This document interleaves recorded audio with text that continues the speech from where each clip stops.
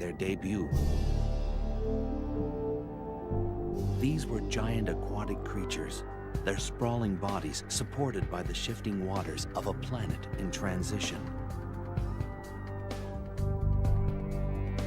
Within the next 100 million years, scorpions crawled onto land, one of the first aquatic species to become terrestrial. It was a hostile environment. Scorpions not only adapted, they flourished. As the Earth cooled, they found niches to exploit. Eons passed, continents shifted, civilizations rose and fell. In the 21st century, scorpions crawl the Earth unscathed. They are living fossils, unaffected and oblivious to change.